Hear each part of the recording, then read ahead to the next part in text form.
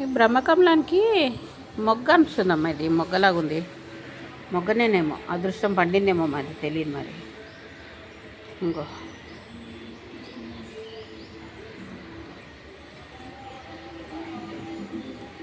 ఇది వచ్చింది.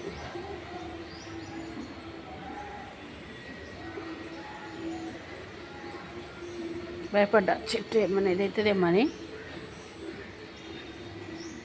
దయగలండి. ఈ బద్రీనాథులు ఉంటాయి అంటారు.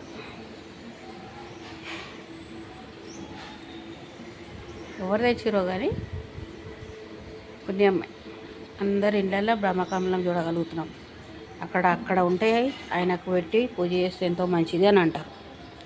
మన హైదరాబాద్లో కూడా బద్రీనాథుడిది గుడి ఉందంట. నగర శివార్లలో ఉన్నది అని అన్నారు. అదృష్టం మంచిగా ఉంటే మనం కూడా ఆయన దర్శనం చేసుకుంటే బాగుంటుంది. దయగలగాలి. మనం ఆడదానికనైతే నాకు చేత కాదనుకో. ఇప్పుడు మాత్రము బద్రీనాథుడే మా ఆయన చేసిన ప్రయోగానికి మాకు కూడా అదృష్టం ఇస్తుంది అనుకోవాలి.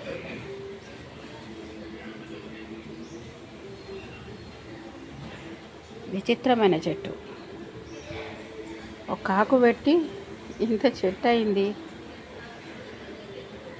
ఒట్టి ఆకుతోటి ఉన్నట్టే కదా. ఆ చెట్టు నిండా పూలది అవి ఇవి వీడియోలు చాలామంది పెడుతున్నారు, చూస్తున్నా. అవునా కదా అనేది మా ఆయనదే ఇచ్చినందుకు అది పెరుగుతుంటే దానికి పొదం చేసుకుంటూ కూర్చున్నాం, చేస్తూనే ఉన్నాం. నీకు ఇప్పటిదాకా కూడా కట్టిండు మా ఆయన అవన్నీ మన దగ్గరికి. పొడవుగా పోతాయని కొందరు, తీగ పడుతుందని కొందరు. మా అన్నయ్య వాళ్ళ ఇంట్లో 8 పూలు ఒకరి రోజే ఉరేని అంట. ఎదురు చూసినంతసేపు లేదు కానీ 12 గంటల రాత్రి వస్తుందంట చెట్టు ఈ పువ్వు.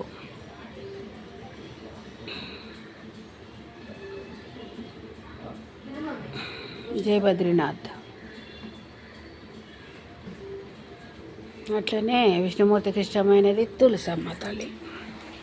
ఈమె కూడా నిలబడితే ఇక అదృష్టవంతులమే. అలా దయ మన మీద ఉంటే చాలు ఏమున్నా కానీ. తులసమ్మ కూడా ఇంట్లో కంపల్సరీ ఉండాలంటారు. నేను సుస్తుగా అయ్యేటప్పుడు స్టార్ట్ అయింది అయితే మొత్తము ఎండకపోయింది బాగా.